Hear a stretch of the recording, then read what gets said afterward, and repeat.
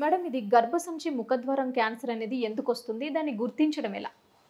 గర్భసంచి ముఖద్వారం క్యాన్సర్ అనేది 18 ఇయర్స్ బిఫోర్ కాయిటస్ అంటే చిన్న చిన్న పిల్లలు కూడా ఇప్పుడు వాళ్ళ బ్యాగ్స్లో ఓరల్ ట్యాబ్లెట్స్ ఉంటున్నాయండి. అవును. అంటే సెక్షువల్ కాంటాక్ట్స్ అనేది చిన్న ఏజ్ నుంచే స్టార్ట్ అవుతుంది. మామూలుగా అయితే 20 ఇయర్స్ బిఫోర్ ఎవరిదైతే సెక్షువల్ కాంటాక్ట్ ఉందో వాళ్ళు కూడా వచ్చే అవకాశం ఉంటుంది. ఓకే. ఇప్పుడు చూడండి, ఒక అమ్మాయి నా దగ్గర వచ్చింది, 12 ఇయర్స్ అమ్మాయి, 3rd మంత్ ప్రెగ్నెన్సీ. ఎట్లమ్మా ఇట్లా ఇది ఎలా అయింది అని చెప్పి అడిగితే వాళ్ళు ఎవరైతే బస్లో ఆ డ్రైవర్ ఉన్నాడు కదా, స్కూల్ బస్కి తీసుకొని వెళ్తుంటాడు కదా, ఆయన ప్రతి ఒక్క అమ్మాయికి ఒక 100 రూపాయలు ఇస్తాడో అందరికీ యూజ్ చేసుకుంటున్నాడు. ఓకే. కాబట్టి తల్లిదండ్రులు కూడా ఏం చెప్పలేరు, ఎందుకంటే విలేజ్ లెవెల్ అది. బయట చెప్పుకుంటే సిగ్గు, ఇంకా ఆ పిల్లకి కొడితే ఏమైనా చేసుకుంటుందేమో అని భయం, పాయిజన్ ఏమైనా తీసుకుంటే ఎలా అని. స్కూల్లో చెప్తే అక్కడ అమ్మాయి పేరు చనిపోతుంది, ఆయన డ్రైవర్కి ఏమైనా చేస్తే అది బయటికి వస్తుంది. కాబట్టి ఏం చేయాలి అర్థం కావడం లేదు. ఇప్పుడు ప్రతి ఆడపిల్లలు కూడా కంపల్సరీ 8 ఇయర్స్ తర్వాత వాళ్ళకి ఈ నాలెడ్జ్ అనేది ఇవ్వాలండి.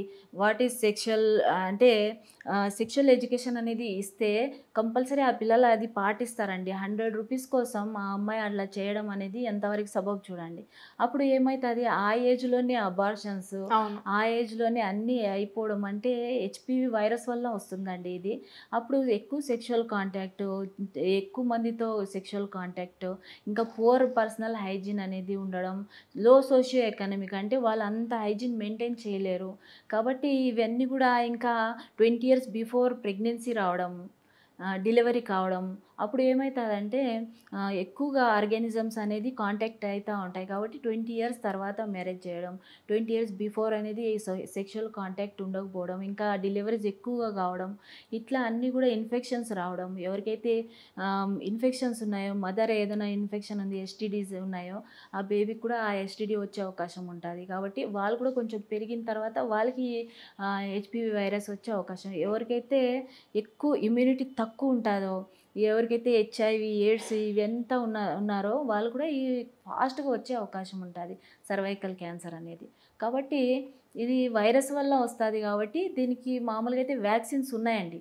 వ్యాక్సిన్స్ ఎప్పుడైతే కాయిటస్ కన్నా ముందు ఈ వ్యాక్సిన్ చిన్నపిల్లలు 9 ఇయర్స్ 10 ఇయర్స్ పిల్లలకి ఎప్పుడైతే వ్యాక్సిన్ ఇస్తారో చాలా వరకు 50% ఇది అవాయిడ్ చేయొచ్చు, కానీ పూర్తిగా అవాయిడ్ చేయలేం.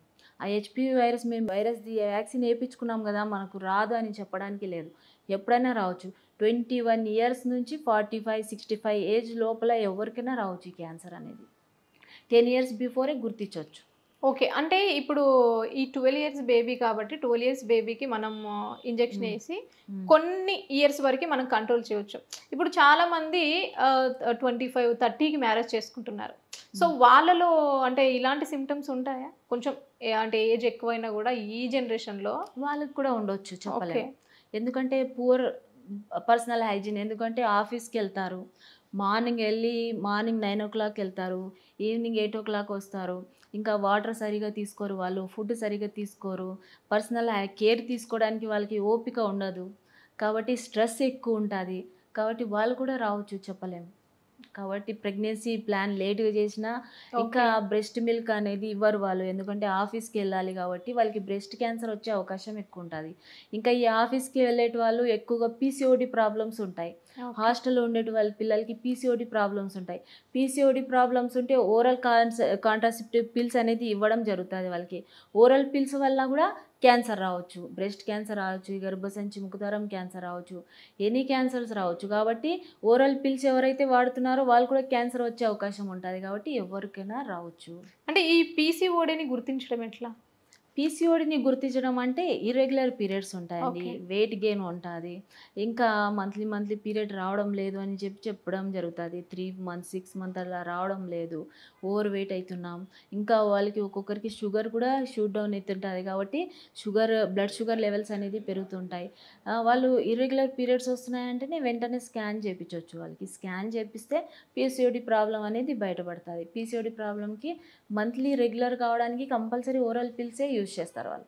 దాని బదులు మీరు మీ చేతిలోనే ఉంది, మీరు ఎక్సర్సైజ్ చేయడం, బ్యాలెన్స్ డయట్ అనేది తీసుకోవడం, స్ట్రెస్ ఎక్కువగా తీసుకోకపోవడం, సన్ రైజ్కి కంపల్సరీ విటమిన్ డి మనకు బాడీలో ఉండాలంటే 40 మినిట్స్ వరకు మనం సన్ రైజ్కి ఎక్స్పోజ్ కావాలి 11 to 3 లోపల.